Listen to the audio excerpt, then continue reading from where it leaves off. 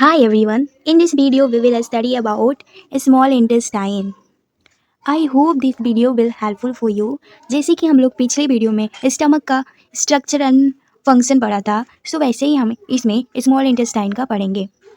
So small intestine क्या होता है, इसका लेंथ क्या होता है, विड्थ क्या होता है, इसमें कौन कौन से स्पिंचर प्रेजेंट होता है और इसका फंक्शन क्या है, ये सारे हम कवर करेंगे. So be with me at the end of this video. I am assuring you कि this video will helpful for you. इस वीडियो में मैं proper hand written notes provide कराऊंगी जो आप इजीली एग्जाम में लिख सकते हो, और ये पूरा सिंपल लैंग्वेज है और आप पढ़ने से ही जस्ट अंडरस्टैंड कर लोगे इसका मतलब क्या होता है. सो लेट्स चलिए स्टार्ट करते हैं. हमारा स्मॉल इंटेस्टाइन क्या होता है. Small intestine is long coiled part of alimentary canal. ये लॉन्ग पार्ट होता है हमारे जीआईटी के. ये एलिमेंट्री कैनाल को ही जीआईटी बोलते हैं, where most of the digestion is complete and absorption of nutrients take place. हमारे जितने भी जीआईटी के पार्ट हैं उसमें ज़्यादातर स्मॉल इंटेस्टाइन में एब्जॉर्प्शन होता है. ज़्यादातर इसमें एब्जॉर्प्शन स्मॉल इंटेस्टाइन में होता है. इसमें लाइक 95% इसमें एब्जॉर्प्शन होता है, 5% ही हमारा अदर पार्ट्स में होता है. सो हमारा स्मॉल इंटेस्टाइन बहुत ज़रूरी है. नेक्स्ट देखते हैं. It is continue with the stomach at the pyloric sphincter open into यहाँ पर लार्ज इंटेस्टाइन. यस, जैसे कि ये स्टमक यहाँ पर है, या फिर मैं जो स्ट्रक्चर अभी दिखाऊंगी फिर उसके बाद स्मॉल इंटेस्टाइन आता है, देन आएगा हमारा लार्ज इंटेस्टाइन. तो हमारा यहाँ पर एक स्पिंचर प्रेजेंट होगा और यहाँ पर एक स्पिंचर जो स्मॉल इंटेस्टाइन स्टमक और स्मॉल इंटेस्टाइन को अलग करेगा. तो इस स्पिंचर का नाम है कार्डियक स्पिंचर एंड दिस वाले का नाम है pyloric sphincter. So I hope इतना आप सबको समझ में आया हो. अब आगे देखते हैं इसका लेंथ क्या होता है. नाउ इसका लेंथ होगा, it is about 6 to 7 metre long in living person, about 7 to 8 metre in cadaver. Cadaver dead person को बोलते हैं. सो ये हमारा 6 से 7 मीटर लॉन्ग स्ट्रक्चर है और ये डेड पर्सन में इसका लेंथ 7 to 8 होता है. It is lie the abdominal cavity and surrounded by large intestine. Yes, हमारा स्मॉल इंटेस्टाइन होता है एब्डोमिनल कैविटी में प्रेजेंट होता है और ये सराउंडेड होता है, हर तरफ से घेरा होता है लार्ज इंटेस्टाइन के द्वारा, जैसे कि आप फिगर में देख सकते हो. ये हमारा ब्लैक वाला ये दिस पोर्शन है जो हमारा स्मॉल इंटेस्टाइन है, ये वाला लार्ज इंटेस्टाइन है. तो parts of small intestine, first होता है duodenum, jejunum, ileum. First part होता है जो जस्ट यहाँ पर था हमारा, क्या यहाँ पर हमारा स्टमक था. सो स्टमक से जो वाला पार्ट जुड़ा होता है वही है हमारा ड्यूडेनम. देन हमारे मिडिल वाला पार्ट होता है जेजुनम. उसके बाद लास्ट पोर्शन हमारा स्मॉल इंटेस्टाइन का कहलाता है इलियम. ये वाला हो गया. सो हमारा ये ड्यूडेनम है. ड्यूडेनम ये हमारा हेड ऑफ पेंक्रियाज पे प्रेजेंट होता है, present on head of pancreas. And ये जेजुनम और सॉरी इसका लेंथ, ड्यूडेनम का लेंथ हमारा 25 सेंटीमीटर होता है और जेजुनम का होता है 2 मीटर इसका होगा. इसका होगा हमारा इलियम का 3 मीटर. इलियम हमारा लॉन्गेस्ट पार्ट है लार्ज स्मॉल इंटेस्टाइन का. सो इलियम जो है हमारा लॉन्गेस्ट पार्ट है स्मॉल इंटेस्टाइन का. आई होप ये आप सबको समझ में आए. नाउ इस पार्ट इट्स डायग्राम के थ्रू हम अंडरस्टैंड करेंगे कि हमारा ड्यूडेनम, जेजुनम, इलियम क्या करता है और इसका लेंथ कहाँ प्रेजेंट होता है. इसके थ्रू हम प्रॉपर समझेंगे. सो मैं इसको मैं स्टमक बनाई हूँ. नाउ इस वाले पार्ट में आते हैं. सो जस्ट हमारा स्मॉल इंटेस्टाइन हेयर, यहाँ तक में हमारा स्टमक है, तो यहाँ से जस्ट हमारा स्मॉल इंटेस्टाइन स्टार्ट होता है. तो ये स्मॉल इंटेस्टाइन का ये वाला हमारा पार्ट है. सो इतना हमारा स्मॉल इंटेस्टाइन है, यहाँ से जस्ट स्टार्ट हुआ है. सो इस वाले पार्ट को हम बोलेंगे ड्यूडेनम. ये हमारा जो कनेक्टेड होता है स्टमक से, उस वाले पार्ट को हम ड्यूडेनम बोलेंगे. एंड ड्यूडेनम के जस्ट नीचे हमारा मिडिल वाला पार्ट होता है जेजुनम, एंड लास्ट पोर्शन हमारा इलियम होता है। सो जैसे मैं अभी बताई थी, ड्यूडेनम का लेंथ 25 सेंटीमीटर होता है, जेजुनम का लेंथ 2 मीटर होता है और इलियम का लेंथ 3 मीटर होता है। इलियम को हम लोग बोलते हैं लॉन्गेस्ट स्मॉल इंटेस्टाइन पार्ट, हमारा इलियम है, क्योंकि इसका लेंथ ज़्यादा होता है, 3 मीटर तक इसका लेंथ होता है। तो क्या आप लोग जानते हैं कि इसका डायामीटर क्या होता है? इन स्मॉल इंटेस्टाइन का डायामीटर क्या होता है? तो स्मॉल इंटेस्टाइन का डायामीटर 2.5 सेंटीमीटर इसका डायामीटर होता है। नाउ ये हम ड्यूडेनम का देखेंगे, ये कहाँ से कैसे रिसीव करता है, इसमें क्या क्या प्रेजेंट होता है, ये डाइजेशन में कैसे मदद करता है। So let's study about duodenum. Duodenum present होता है हमारा पेंक्रियाज के जस्ट एबव। सो ये हमारा पेंक्रियाज है जो प्रेजेंट होता है हमारा ड्यूडेनम हेड ऑफ पेंक्रियाज। सो जैसा कि आप सब जानते हो कि अब आपको सबको पता चल गया है कि ड्यूडेनम का लेंथ क्या होता है, इसका डायमीटर क्या होता है। So you know it have a special type of sphincter. Here is a sphincter called sphincter of Oddi. सो इसका क्या काम क्या होता है? Anyone have idea? कोई बता सकता है? ये बहुत इंटरेस्टिंग पार्ट है। So let's do it. Sphincter of ODI क्या करता है? सो हमारा पेंक्रियाज एक डक्ट रिलीज करता है। फर्स्टली इधर मैं समझाने के लिए ड्रॉ करती हूँ। सपोज दैट कि ये हमारा लीवर है, यहाँ पर हमारा गॉल ब्लेडर है और हेयर इज स्प्लीन। सो हमारे लीवर के दो पार्ट होते हैं, एक right and left hepatic duct. So right and left hepatic duct आकर यहाँ पर गॉल ब्लेडर के डक्ट से मिलकर कॉमन हिपैटिक डक्ट बनाता है। And common hepatic duct, sir यहाँ पर स्प्लीन का कोई काम नहीं है, ये हमारा कॉमन हिपैटिक डक्ट, ये हमारा राइट एंड लेफ्ट है, दोनों मिलकर यहाँ पर कॉमन हिपैटिक डक्ट बनाएगा। और ये गॉल ब्लेडर से हमारा सिस्टिक डक्ट रिलीज होता है। सिस्टिक डक्ट यहाँ पर ऐसे सिस्टिक डक्ट मिलकर इसमें बना देता है। ये वाला डक्ट का पूरा नाम हो गया हमारा, इस वाले डक्ट को हम बोलेंगे कॉमन बाइल डक्ट। ये हमारा हो गया कॉमन बाइल डक्ट। ये कॉमन बाइल डक्ट यहाँ पर आकर पैंक्रियाटिक डक्ट से मिलकर, ये हमारा कॉमन बाइल डक्ट आकर ये इधर ही एसोसिएटेड होता है। मैं समझाने के लिए जस्ट ऐसा कर रही हूँ। इसके पास भी डक्ट है पैंक्रियाटिक। सो ये कॉमन बाइल डक्ट यहाँ इसके पास आकर इसके पैंक्रियाटिक डक्ट से मिलकर कॉमन पैंक्रियाटिक डक्ट बनाता है। और कॉमन पैंक्रियाटिक डक्ट यहाँ पर स्पिंचर ऑफ ओडाई में जाकर मिल जाता है। और ये सारा क्या करता है? ये सारा हमारा बाइल जूस का ये सारा हमारे लीवर बाइल जूस का सिक्रीट करता है। ये सारे डक्ट सिक्रीशन को स्पिंचर ऑफ ओडाई तक पहुंचाते हैं। यहाँ से हमारा सिक्रीशन आते आते यहाँ हमारा कौन सा डक्ट है? ये हमारा पैंक्रियाटिक डक्ट है। और यहाँ पर हमारा hepatopancreatic duct common sphincter of Oddi से मिलकर ओडाई से यहाँ पर सिक्रीशन को रिलीज कर देता है। ये सारा सिक्रीशन आता है, पैंक्रियाटिक जूसेस यहाँ से आता है और ये हमारा बाइल जूसेस को लाता है। ये सारे अपने सिक्रीशन को इस डक्ट के थ्रू ड्यूडेनम में रिलीज करते हैं, जो एब्जॉर्प्शन डाइजेशन में मदद करता है। नाउ जेजुनम देखते हैं ये क्या होता है। जेजुनम को हम, इसका लेंथ पता है आप सबको ना, क्योंकि मैं 2 बार इसको बता चुकी हूँ इसका लेंथ क्या होता है। जेजुनम को हम इम्पेटिविक बोलते हैं। क्यों बोलते हैं? बिकॉज ये डेथ के समय और स्टोमक के जस्ट नीचे हमारा ड्यूडेनम प्रेजेंट होता है। तो हेयर हमारा ड्यूडेनम है और जेजुनम इसके जस्ट नीचे होता है। एंड उसके बाद हमारा इलियम आता है। सो ये हमारा हो गया स्टमक का स्ट्रक्चर। इस डायग्राम में कहाँ कहाँ प्रेजेंट होता है, लेट्स इसको समरी में देखते हैं। इसका क्या मतलब मेन पॉइंट, इसको जो अभी हम लोगों ने स्लाइड के थ्रू पढ़ा था लिखकर। So small intestine is largest part of alimentary canal. ये एलिमेंट्री कैनाल का लार्जेस्ट पार्ट है हमारा स्मॉल इंटेस्टाइन। क्यों? क्योंकि इसका लेंथ हमने अभी पढ़ा था कितना होता है, कितना होता है आप सब बताओ। इट हैज़ 3 पार्ट जो हम लोग ने डिटेल में थोड़ा सा इसको पढ़ा है, duodenum, jejunum and ileum, and it is main site of digestion and absorption. हाँ, ये डाइजेशन एंड ऑब्जॉर्प्शन का इसी में 95% डाइजेशन एंड ऑब्जॉर्प्शन इसी में होता है।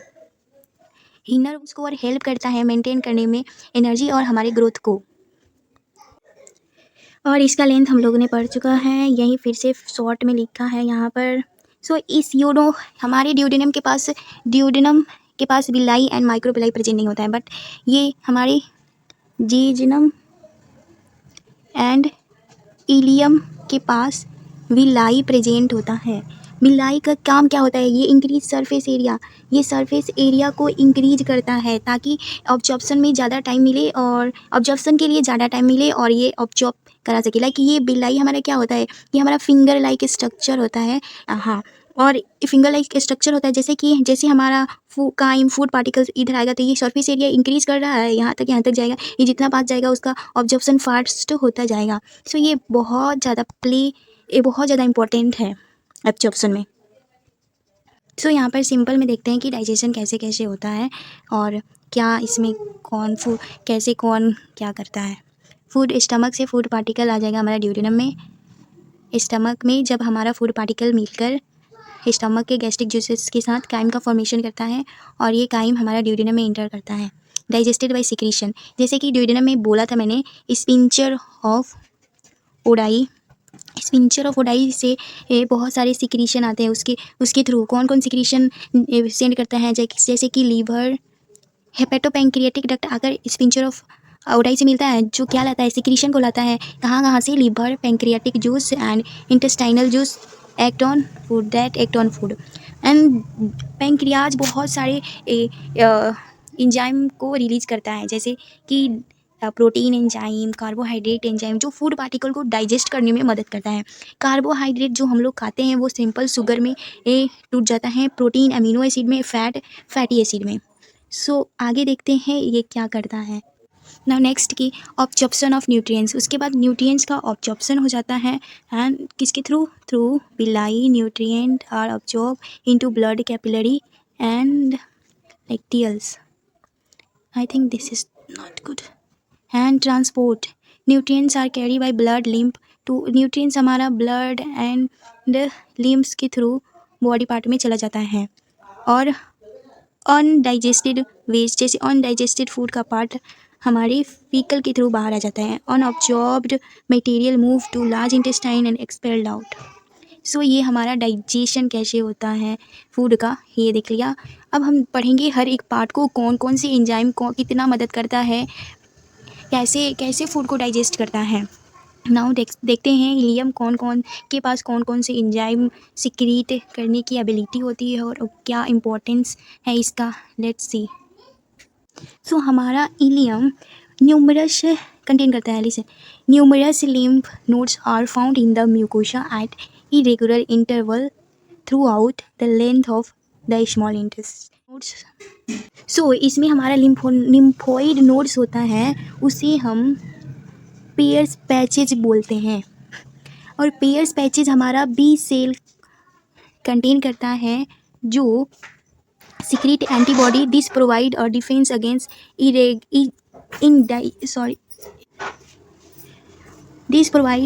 against ingested pathogen. सो ये हमारा लिम्फ नोड्स है, उसे हम बोलते हैं पियर्स पैचेस, जो कंटेन होता है बी सेल से। बी सेल क्या करता है, डिफेंस प्रोवाइड कराता है, जो जितना हम भोजन के थ्रू पैथोजन को खा लिए उसको मारने में हमको हम ये मदद करता है। कौन सा, पेयर्स पैचेज। सो इलियम का इंपॉर्टेंट यहाँ पर है बहुत ज़्यादा कि ये क्या करता है। नाउ लेट्स सी दैट कि क्या होता है अगर हमारा pairs patches can become ulcerated. Pairs patches become ulcerated मतलब अगर ये हमारे पेयर्स पैचेज अल्सरेटेड हो जाता है तो क्या होता है, हमें टाइफॉइड हो जाता है, जिसे इंटेस्टाइनल फीवर भी बोलते हैं। इंटेरिक फीवर भी, इसका 3 नाम हो गया, टाइफॉइड होगा और इंटेस्टाइनल फीवर होगा। क्यों होगा, जब पेयर्स पैचेज अल्सरेटेड हो जाएगा। जब ये अल्सरेटेड हो जाएगा तो इनफ अमाउंट में बी सेल का रिलीज नहीं करेगा, जिसे हमारा बॉडी डिफेंस नहीं हो पाएगा। ना विलाई, विलाई क्या होता है इसे पढ़ते हैं। ये भी बहुत ज़्यादा इम्पोर्टेंट है। ये प्रेजेंट होता है, जैसे मैंने अभी बताया था, ये हमारे जेजिनम एंड इलियम वाले के ऊपर प्रेजेंट होता है। There are many tiny finger like projection of muscular layer into intestinal lumen called villi. ये टीनी फिंगर लाइक प्रोजेक्शन होता है मस्कुलर लेयर का, जिसे हम विलाई बोलते हैं। विलाई का लेंथ क्या होता है 0.5 to 1 mm एंड माइक्रोविलाई का 1 माइक्रोमीटर होता है। ये provide permanent circular fold. Now देखते हैं हमारे इंटेस्टाइनल ग्लैंड क्या होता है, मतलब हमारा स्मॉल इंटेस्टाइन का ग्लैंड क्या क्या करता है, कैसा होता है, क्या चीज़ का बना होता है।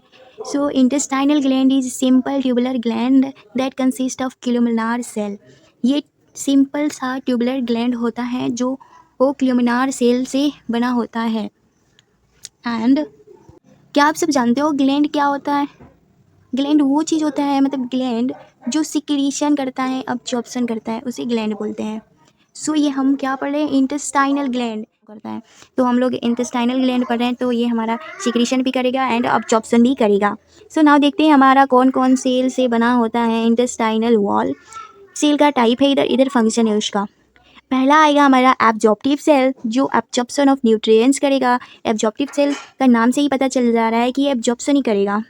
गॉबलेट सेल हमारा सिक्रीशन करेगा म्यूकस को। एम सेल करेगा इम्यून सर्वेलेंस। पिनीट सेल करेगा secretion of lysozyme and enteroendocrine cell release करेगा सिक्रेटिन एंड पॉलीसाइटोकाइनिन एंजाइम। इसका फंक्शन अभी देखेंगे ये क्या करता है।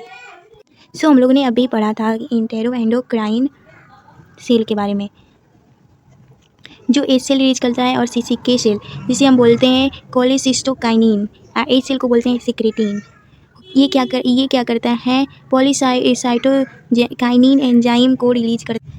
इसे पैंक्रियोजाइनिन भी बोलते हैं। नाउ इस वाले पार्ट को हम अभी कवर करेंगे क्योंकि ये हमारा ब्लड सप्लाई है। एंड नेक्स्ट देखते हैं हमारा क्या है, क्लासिकल ट्रेड हार्मोन क्या होता है। ये secretin and CCK hormone and gastrin का तीनों को एक साथ हम बोलते हैं क्लासिकल ट्रेड हार्मोन। ये वाला हमारा सीसीके का फुल नेम है। दिस हार्मोन इज सीसीके का फुल नेम। सो नाउ देखते हैं कि हमारे ना ड्यूडेनम के पास भी एक अच्छा खासा सेल होता है जो बहुत ही इंपॉर्टेंट होता है हमारे फूड को न्यूट्रलाइज करने में। जैसे कि हमारा स्टमक मोर एसिडिक होता है, इसका कोई पीएच मान बताएगा? इसका पीएच मान क्या होता है? जैसे मैंने बताया था पिछले वीडियो में, इसका पीएच इतना होता है, तो ऑब्वियसली ये बहुत ज़्यादा एसिडिक होगा। और स्टमक के पास तो हमारा 3 लेयर था, तो इसको टॉलरेट कर ले रहा था। लेकिन हमारी ड्यूडेनम स्मॉल इंटेस्टाइन के पास उतना लेयर तो है नहीं, हम लोग के पास 2 ही मस्कुलर लेयर है इस ड्यूडेनम वाले पार्ट के पास। So duodenum have Brunner cell. So let me study this line. There is also called cell duodenal cell. Brunner cell को ऑल्सो कहते हैं duodenal cell. It's secrete alkaline mucosa. ये alkaline mucosa को secrete करता है। ये एल्कलाइन म्यूकोसा को secrete करता है जो responsible for neutralise HCl from the stomach. जैसे मैं अभी बताई थी कि ये क्या करता है, हमारा HCl contain chyme like food आ रहा है हमारे स्मॉल इंटेस्टाइन में, तो ये न्यूट्रलाइज उसको करेगा। अगर न्यूट्रलाइज नहीं करेगा तो हमारा अल्सरेटेड हो जाएगा, हमारा duodenum ulcerated, small intestine ulcerated हो जाएगा, जिसे डाइजेशन हो ही नहीं पाएगा और हमारा न्यूट्रिएंट्स पार्ट ऑब्जर्व नहीं हो पाएगा, जिसकी वजह से। सो देखते हैं आगे। The entire epithelium is replace by 3 to 5 days during migration. Epithelium cell produce digestive enzyme that lobes in the microvilli together with intestinal juice complete the chemical digestion of CHO carbohydrate and protein fat। So हमारा small intestine epithelium cell से connected होता है। कौन से cell से? Epithelium cell से ये connected होता है। और इसका इनर मोस्ट, स्मॉल इंटेस्टाइन का इनर मोस्ट लेयर होता है। ये हर 3 से 5 डेज के बाद माइग्रेशन, ये 3 से 5 दिन के बाद माइग्रेशन हो जाता है और न्यू बनना स्टार्ट करता है। नाउ अब देखते हैं इंटेस्टाइनल जूस कि हमारा स्मॉल इंटेस्टाइन किस किस तरह के क्या जूस रिलीज करता है। इसे शक्कर इंटेरिकस भी बोलते हैं और इसका वॉल्यूम ये पर डे 1.5 से लेकर 2 लीटर पर डे रिलीज करता है। पीएच होता है इसका 7.8 से लेकर 8.3। सो इसका पीएच यहाँ पर है और वॉल्यूम यहाँ पर है। Composition: the intestinal juice consist of water, mucus, mineral salt, some digestive enzyme such as enterokinase. ये बहुत इंपॉर्टेंट है ये एंजाइम। सो इस लाइन को मुझे समझाने दीजिए। ये हमारा इंटेस्टाइनल जूस बना होता है वाटर से, म्यूकस से, mineral salt and some digestive enzyme. Water इसमें इंटेस्टाइनल जूस में होगा, म्यूकस होगा, मिनरल्स होगा, साल्ट होगा और डाइजेस्टिव एंजाइम जैसे कि इंटेरोकाइनेज और इंटेरोपेप्टिनेज। सो हमारा इंटेरोकाइनेज क्या करता है, लेट मी क्लियर दैट। सो जो हमारा एंजाइम है इंटेरोकाइनेज वो हमारे ट्रिप्सिनोजन को ट्रिप्सिन में हेल्प करता है बदलने में, और ये हमारा काइनोट्रिप्सिन ये हमारा कन्वर्ट करेगा ट्रिप्सिनोजन को ट्रिप्सिन में बदलने में, और ये काइनोट्रिप्सिनोजन ट्रिप्सिन की मदद से और ये ट्रिप्सिन हमारा कन्वर्ट करेगा काइमोट्रिप्सिनोजन को काइमोट्रिप्सिनोजिन में, और ये दोनों हमारा प्रोटीन होता है। ये प्रोटीन होता है जो फर्दर अमीनो एसिड में बदल जाता है। अब हम जितना इस पेज में पढ़े थे उसका ये समरी क्या कर रहा है, जैसे कि हम लोग ने ये इंपॉर्टेंट पॉइंट दिया है। इंटेरिक सेल पढ़ा था जो सिक्रीट कर क्या कर रहा था, सीसीके एंड सिक्रिटीन कर रहा था। एम्ब्रियोनल सेल क्या कर रहा था, न्यूट्रलाइज कर रहा था स्टमक के एसिड को। Next is our blood supply. ये हमारा हो गया आर्ट्रियल हमारा आर्टरी वाला ब्लड सप्लाई, ये हमारा वेन वाला हो गया। सुपीरियर मिजेंट्रिक आर्टरी सप्लाई करता है ब्लड स्मॉल इंटेस्टाइन को, इसमें सुपीरियर मिजेंट्रिक वैन करेगा। सो आई होप इतना आप सब कुछ समझ में आया हो, और देखते हैं कवर करते हैं इसका नेक्स्ट पार्ट। नाउ देखते हैं ब्रश बॉर्डर एंजाइम क्या होता है, कहाँ से रिलीज होता है। सो जैसे कि हम लोग ने देखा था विलाई एंड माइक्रोविलाई, जिसका स्ट्रक्चर कैसा था, ये फिंगर लाइक स्ट्रक्चर था। ये ब्रश बॉर्डर एंजाइम को सिक्रीट करता है। It is secreted by villi and microvilli. Brush border enzyme villi and microvilli के पास ब्रश बॉर्डर सेल होते हैं जो ये सिक्रीट करते हैं हमारे ब्रश बॉर्डर एंजाइम को। Brush border cell brush border enzyme को सिक्रीट करेगा। सो ब्रश बॉर्डर एंजाइम में क्या क्या आएगा, क्या क्या ये कौन कौन से एंजाइम को सिक्रीट करेगा। सो हमारा फर्स्ट हो गया सुक्रेज। यहाँ पर सुक्रेज होगा, यहाँ पर ए होगा, बना लेना सब। ये सुक्रेज को रिलीज करेगा, सुक्रेज एंजाइम को रिलीज करेगा जो सुक्रोज को जो सुक्रोज हम लोग खाएंगे उस सुक्रोज से बाइंड होकर उसे ग्लूकोज एंड फ्रुक्टोज में कन्वर्ट कर देगा with sugarcane has source. इसका सोर्स क्या हुआ, शुगर केन हो गया। एंड नाउ नेक्स्ट देखते हैं माल्टेज। माल्टोज से बाइंड होगा और ग्लूकोज में और डेक्सट्रोज में चेंज हो जाएगा एंड फ्रैक्टोज में। लैक्टोज से बाइंड होगा और ग्लूकोज एंड गैलेक्टोज में चेंज हो जाएगा। सो ये इंपॉर्टेंट है हमारा ये विलाई में ब्रश बॉर्डर सेल प्रेजेंट होते हैं जो एंजाइम सिक्रीट करते हैं। कितने एंजाइम, ये 3 प्रकार के एंजाइम सिक्रीट करते हैं। पहला हो गया हमारा sucrase, maltase and lactase. Sucrase हमारा सुक्रोज से बाइंड होकर ये सब बनाता है एंड माल्टेज हमारा माल्टोज से बाइंड होता है और लैक्टेज हमारा लैक्टोज से बाइंड होता है। सो डेफिशिएंसी ऑफ लैक्टेज अगर लैक्टेज की कमी हो जाए तो क्या होगा, लैक्टोज इंटॉलरेंस हो जाएगा। अब नेक्स्ट देखते हैं हमारा ऑब्जॉर्प्शन। ये क्या क्या करता है absorption. So absorption of nutrients from small intestine through the enterokinase जिसे intestinal cell occur by several process.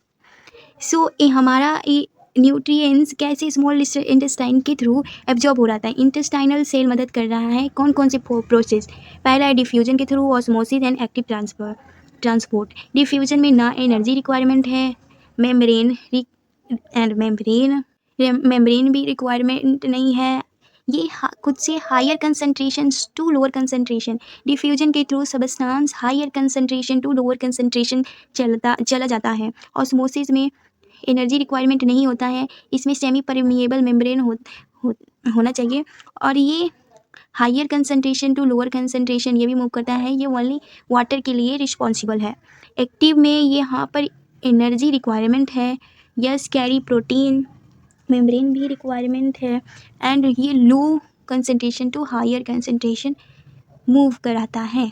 Now इसका नेक्स्ट, तो जैसे मैंने बोला था यहाँ पर 90 से 95% ऑब्जॉर्प्शन होता है, और 5 से 10% ऑब्जॉर्प्शन हमारे स्टमक एंड लार्ज इंटेस्टाइन, जैसे कि 90 से 95% स्मॉल इंटेस्टाइन में, वो तो 5 से 10% स्टमक एंड लार्ज इंटेस्टाइन में होना होगा। सो ये क्या क्या ऑब्जॉर्व करता है, let's move, this video is going to end, so be with me. और थोड़ा सा पार्ट है जो बहुत इंपॉर्टेंट है, ये पता है स्मॉल इंटेस्टाइन डायरेक्ट एग्जाम में पूछा जाता है, सो यस हमें इसे पढ़ना चाहिए, और ये इंटरेस्टिंग भी है।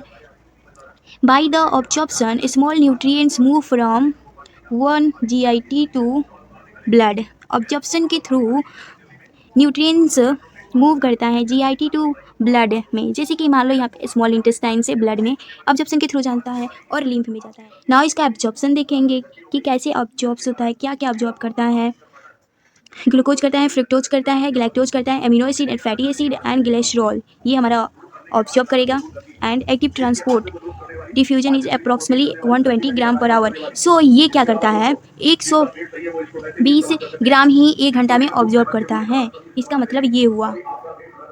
सो हियर क्या है, वो 8 to 9 litre fluid is secreted by small intestine, 8 से 10 लीटर फ्लूइड एक्सक्रीट होता है स्मॉल इंटेस्टाइन में, जिसमें 2 से 3 लीटर हम लोग इंजेक्शन जैसे खाने के माध्यम से लेते हैं, और रेस्ट 7 लीटर हम लोग का GIT सिक्रीट करता है।